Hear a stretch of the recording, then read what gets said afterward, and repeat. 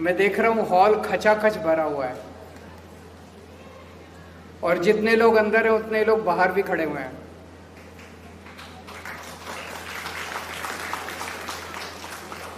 मैं अभी अमित पालेकर जी से बात कर रहा था। हम 2017 में भी आए, 2022 में भी आए चुनाव के लिए और कई बार वॉलंटियर मीटिंग्स हुई। आज यहां पे केवल आधे गोवा के वॉलंटियर्स हैं, half of Goa, south Goa.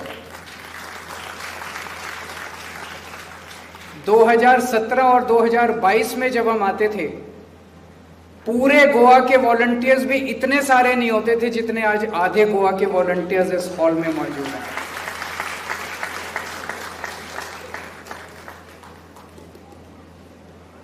I think something divine is taking place, है कि नहीं है? सबसे पहले मैं आप सब लोगों को बधाई देना चाहता हूं, आपको सल्यूट करना चाहता हूं। आप पूछेंगे किस लिए? आज गोवा की पॉलिटिक्स इतनी गंदी हो गई है, इतनी गंदी हो गई है, it has become very violent. गुंडा राज हो गया गोवा के अंदर। एक आम आदमी को अपनी आवाज उठाने में डर लगता है, बीजेपी की बुराई करने में डर लगता है, सरकार से कुछ डिमांड करने में डर लगता है। मेरे घर में अगर पानी नहीं आ रहा, मैं अगर कहूं कि पानी नहीं आ रहा तो मुझे आके धमकाते हैं। मेरे घर के सामने की सड़क अगर टूटी हुई है, मैं कहूं सड़क टूटी हुई है, सड़क बनवा दो, तो मुझे धमकाते हैं। आज पूरे गोवा के अंदर गुंडा राज चल रहा है। पूरे गोवा की सड़कें बुरी तरह से टूटी हुई थी। हम लोगों ने गोवा की सड़कों को रिपेयर करने के लिए कैंपेन चलाया।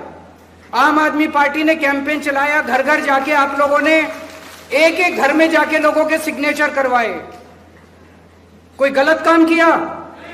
ठीक काम किया?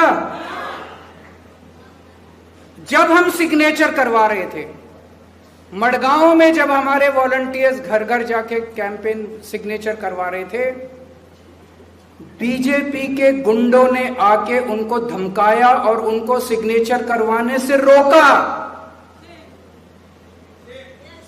आज मैं आपको कांग्रेचुलेट इसलिए कर रहा हूं, सैल्यूट इसलिए कर रहा हूं, क्योंकि आप लोग घबराए नहीं, आप लोग रुके नहीं, उनकी धमकियों का सामना किया आप लोगों ने।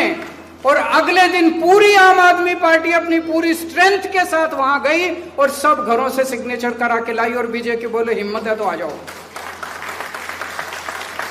इसलिए मैं आपको सैल्यूट कर रहा हूं। हमें इन गुंडों से घबराना नहीं है। अभी एक बहुत बड़े एक्टिविस्ट रामा कानकोनकर के ऊपर हमला हुआ, जानलेवा हमला हुआ। अभी तक सरकार को यह नहीं पता चला क्यों हमला किया, लेकिन आरोप यह लग रहा है चूंकि वो सरकार के खिलाफ बोलते थे, सरकार की नीतियों के खिलाफ बोलते थे, अन्याय के खिलाफ बोलते थे, इसलिए उनके ऊपर जानलेवा हमला किया गया। और यह अकेला हमला नहीं था, इसके पहले पता नहीं कितनी बार हमले हो चुके हैं। आज हमारी मां बहनें सुरक्षित नहीं है। उस हमले के बाद जिस तरह से आम आदमी पार्टी के वेंजी ने, अमित पालेकर ने, सब ने मिलकर उसका विरोध किया। एक एक मार्केट के अंदर जाके मशाल निकाली, मशाल मार्च निकाली। हमारी पार्टी ने सीना चौड़ा करके बोला हिम्मत है तो आके रोक लो हम लोगों को। इसलिए आज मैं आप लोगों को सैल्यूट करने के लिए आया हूं। गोवा में 20 लाख लोग रहते हैं, 20 लाख लोग, और इनके गुंडे कितने हैं? 100, 200, 300, 50, 500, 1000, इससे ज्यादा थोड़ी है। इकट्ठा करो सब 20 लाख लोगों को और इनका सामना करेंगे सब लोग। पूरा गोवा मिलकर ही लोगों का सामना करेगा। आज गोवा का एक एक आदमी डरा हुआ है। आपको कोई भी डरा हुआ गोवन अगर दिखाई दे, उसके साथ खड़े हो जाओ, उसके मन का डर निकालो, उसका साथ दो। आम आदमी पार्टी उसका साथ देगी, आम आदमी पार्टी के कार्यकर्ता एक एक गोवन का साथ देंगे। भगवान बुद्ध का नाम सुना है सबने?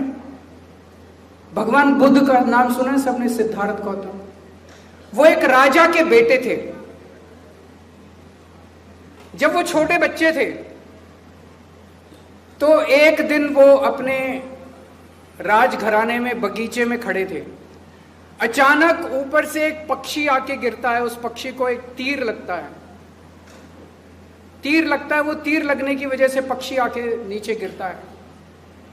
वो जाके पक्षी को उठा लेते हैं और उसको दवा लगाते हैं, उसको ठीक करते हैं। इतने में उनका एक कजन आता है दौड़ा दौड़ा। वो कजन कहता है इसको तीर मैंने मारा है, इसको तीर मैंने मारा है, ये पक्षी मेरा है, इसके ऊपर अधिकार मेरा है। सिद्धार्थ गौतम कहते हैं इसे मैंने बचाया है, इसके ऊपर अधिकार मेरा है।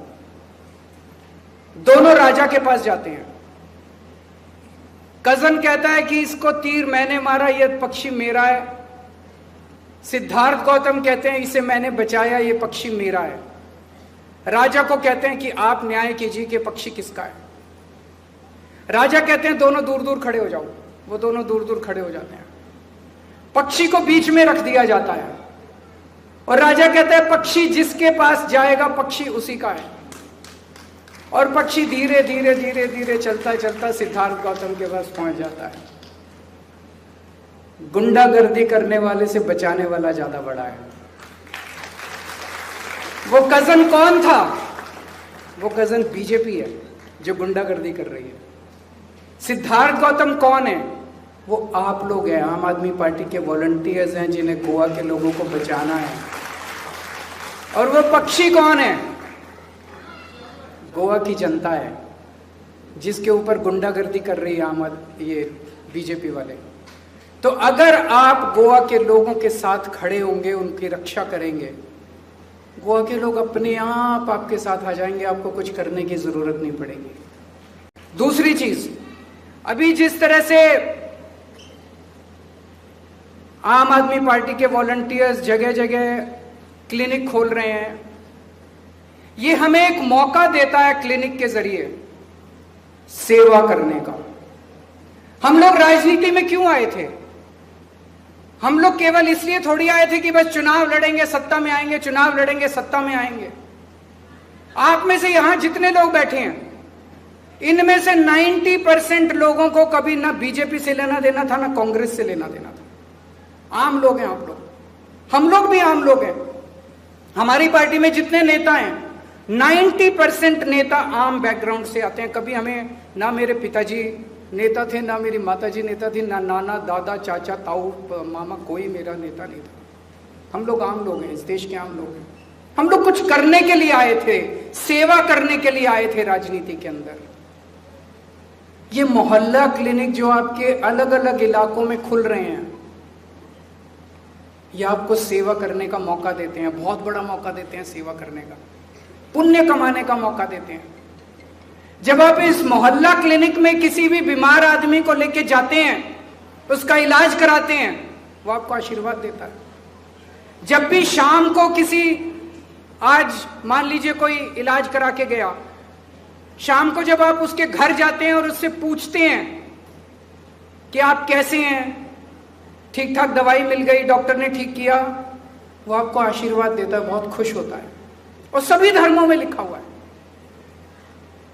मैंने जब आईआईटी खड़गपुर से मैंने मैकेनिकल इंजीनियरिंग की, उसके बाद मैंने 3 साल टाटा स्टील में नौकरी की। फिर एक दिन मैंने टाटा स्टील की नौकरी से छुट्टी ले ली, नौकरी छोड़ दी और मैं कैलकाटा जाके मदर टेरेसा के साथ काम करने लगा। मदर टेरेसा का कैलकाटा में काली घाट में एक आश्रम था। वहां पे हम, कैलकाटा में कई बहुत गरीब लोग होते थे, किसी के हाथ कटे हुए, किसी के पैर कटे हुए, किसी को किसी तरह, उनको उठा के लाते थे सड़क से। And we used to nurse them, उनकी सेवा करते थे, उनकी दवाई देते थे, उनका कपड़े धोते थे, उनको सफाई करते थे, सब तरह का उनके लिए काम करते थे, सेवा करते थे। हमें कई बार मदर टेरेसा से मिलने का मौका मिलता था। तो एक दिन जब मदर टेरेसा से क्वेश्चन पूछा गया तो उन्होंने बड़ा अच्छा जवाब दिया। उन्होंने कहा कि जब मैं किसी इंसान की सेवा करती हूं तो मुझे उस इंसान के अंदर भगवान दिखाई देता है। उस इंसान की सेवा करने से मैं भगवान की पूजा करती हूं। यही तो बाइबल के अंदर लिखा है कि नहीं है? बाइबल में यही तो लिखा है कि अगर आप भगवान की पूजा करना चाहते हैं तो आप इंसान की सेवा करो। इंसान की सेवा करने से, बीमार आदमी के घर जाने से आप भगवान की पूजा करते हैं। मैंने गीता बहुत पढ़ी है और पिछली साल जब मैं 1 साल जेल गया, जेल में 5 या 6 बार मैंने बार बार गीता पढ़ी, शुरू से लास्ट तक। गीता एक ही बात की बात करती है, निस्वार्थ भाव से। कर्मयोग की बात करती है ना गीता, सबसे ज्यादा कर्मयोग के ऊपर ध्यान। कर्मयोग मतलब निस्वार्थ भाव से सेवा करना। कोई भी धर्म हो, कोई भी किताब उठा के देख लीजिए धार्मिक, सब आपको सेवा करने के ज्ञान देते हैं। आज ये मोहल्ला क्लिनिक आपको सेवा करने का मौका दे रहा है, पुण्य कमाने का मौका दे रहा है। ये मौका आपको केवल आम आदमी पार्टी में ही मिल सकता है। खूब सेवा कीजिए लोगों की, खूब सेवा कीजिए लोगों की, खूब पुण्य कमाइए। और जब आप आम आदमी पार्टी के लिए काम कर रहे हैं, आप ये मत सोचिएगा कि आप आम आदमी पार्टी के लिए काम कर रहे हैं। आप यहां पे एक एक व्यक्ति गोवा के लिए काम कर रहे हैं, गोवा को ठीक करने के लिए काम कर रहे हैं। पिछले 60 साल में गोवा पे कुछ चंद परिवारों ने कब्जा किया हुआ है। मैं लिस्ट बना रहा था। देयर आर रफली 13 or 14 political families who have a vice-like grip on the politics of Goa। कब्जा किया हुआ उन्हें गोवा के ऊपर। ये पार्टी आई कि वो पार्टी आई, ये 14 फैमिलीज राज करती हैं केवल।